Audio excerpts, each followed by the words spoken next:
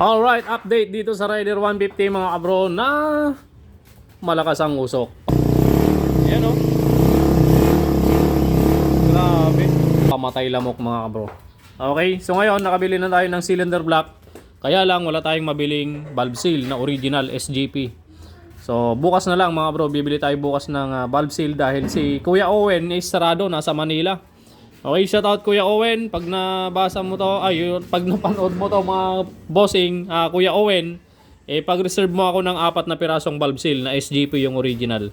Okay, so ngayon kakabit lang natin tong cylinder block. Yan, ito yung dating block niya, makikita nyo dito. Oh. Yan. Yan, kitang-kita mga bro, napakalalim na oh.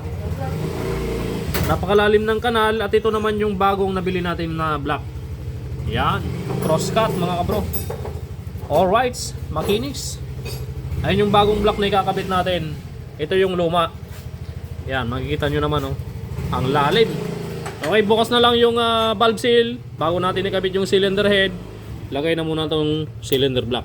Pwede po kayong mag-walk-in kung malapit lang kayo dito sa Barangay Apulid Panikin mga bro. Mag-walk-in na kayo dahil yung isang kasama namin nagduduyan lang. Walang maraming walk-in ngayon mga bro. Kaya kung gusto nyo mag-walk-in, yan. Maluwang ang shop ngayong araw na to. Alright.